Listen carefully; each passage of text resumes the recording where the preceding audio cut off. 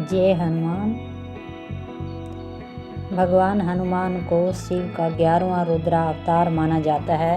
उनकी माता अंजना एक अप्सरा थी, जिन्हें एक ऋषि के शाप के कारण वानर रूप में पृथ्वी पर जन्म लेना पड़ा।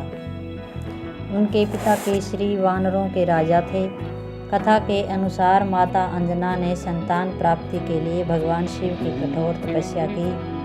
उसी समय अयोध्या के राजा दशरथ पुत्र प्राप्ति के लिए पुत्र कामेष्ठी यज्ञ कर रहे थे। यज्ञ से प्राप्त दिव्य खीर का एक भाग एक चील झपट कर ले गई और उससे उस स्थान पर गिरा दिया जहां माता अंजना तपस्या कर रही थी। पवन देव वायुदेव के प्रभाव से वह खीर अंजना के हाथों में गिरी, जिसे ग्रहण करने के उपरांत चैत्र शुक्ल पूर्णिमा के दिन हनुमान जी का जन्म हुआ। चूँकि पवन देव ने उस दिव्य अंश को माता तक पहुंचाया था, इसलिए हनुमान जी को पवन पुत्र भी कहा जाता है। हनुमान जी बचपन से ही अत्यंत शक्तिशाली और चंचल थे। एक सुबह उन्होंने उगते हुए लाल सूर्य को देखा और उसे एक मीठा फल समझकर निगलने के लिए आकाश में उड़ चले। उसी समय राहु भी सूर्य को गरसने आ रहा था, लेकिन हनुमान जी को देखकर वह डर गया और इंद्र के पास पहुंचा। इंद्र ने जब एक बालक को सूर्य की ओर बढ़ते देखा तो उन्होंने अपने वज्र से उस पर प्रहार किया। वज्र के प्रहार से हनुमान जी की ठुड्डी टूट गई और वे मूर्छित होकर गिर पड़े। इसी कारण उसका नाम हनुमान पड़ा।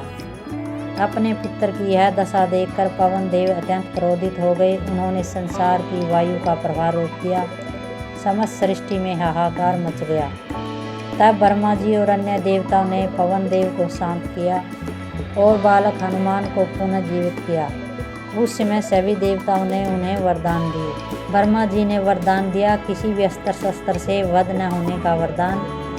इंद्र देव ने शरीर के वज्र के समान कठोर होने का वरदान। वरुण देव जल से भय न होने का वरदान। यमराज यम के दंड से मुक्ति। हनुमान जी ने अपनी शिक्षा सूर्य देव से प्राप्त की। उन्होंने बहुत कम समय में समस्त वेदों और शास्त्रों का ज्ञान प्राप्त कर लिया। चूँकि वे बचपन में बहुत नटखट थे और ऋषियों को परेशान करते थे, इसीलिए एक ऋषि ने उन्हें शाप दिया कि वे अपनी शक्तियों को भूल जाएंगे और उन्हें अपनी शक्तियों का आभास तभी होगा जब कोई उन्हें याद दिलाएगा। हनुमान की भगवान राम से भेंट। हनुमान जी के जीवन का मुख्य उद्देश्य भगवान विष्णु के अवतार श्री राम की सेवा करना था। उनकी पहली भेंट रण्यमुख पर्वत पर हुई। राजा सुग्रीव के दूत बनकर हनुमान जी ब्राह्मण के वेश में राम और लक्ष्मण से मिले। जैसे ही उन्होंने श्री राम को देखा, वे उनके चरणों में गिर पड़े। यहीं से हनुमान जी और श्री राम की उस महान मित्रता और भक्ति का आरंभ हुआ, जिसने रामायण का इतिहास बदल दिया। जब रावण ने माता सीता का अपहरण किया, तब हनुमान जी ने उन्हें खोजने का बीड़ा उठाया। समुद्र के किनारे पहुंचकर जब सभी वानर असमंज में थे, तब जामवंत ने हनुमान जी को उनकी शक्तियों की याद दिलाई। शक्तियों का स्मरण होते ही हनुमान जी ने एक विशाल रूप धारण किया और एक छलांग में 100 योजन का समुद्र पार किया। रास्ते में उन्होंने सुरसा और सहिंसका जैसी राक्षसियों का वध किया और लंका पहुँचे, जहां अशोक वाटिका में उन्होंने माता सीता को श्री राम की अंगूठी दी और उन्हें विश्वास दिलाया कि प्रभु शीघ्र ही उन्हें लेने आएंगे। हनुमान जी ने रावण की अशोक वाटिका को उजाड़ दिया और रावण के पुत्र अक्षय कुमार का वध किया। जब मेघनाद ने उन्हें ब्रह्मास्त्र से बांधकर रावण के दरबार में पेश किया, तो रावण ने उनकी पूंछ में आग लगाने का आदेश दिया। हनुमान जी ने अपनी पूंछ को बढ़ाकर पूरी लंका में आग लगा दी, जिससे रावण का अहंकार चूर चूर हो गया। युद्ध के दौरान जब लक्ष्मण श्री मेघनाद के शक्तिबाण से मूर्छित हो गए, तब वैद्य सुसेन ने बताया कि हिमालय से संजीवनी बूटी लाने पर ही उनके प्राण बच सकते हैं। हनुमान जी रातों रात हिमालय पहुँचे, लेकिन बूटी की पहचान न होने के कारण उन्होंने पूरा द्रोणागिरी पर्वत ही अपनी हथेली पर उठा लिया। उनके इस पराक्रम ने लक्ष्मण जी के प्राण बचाए।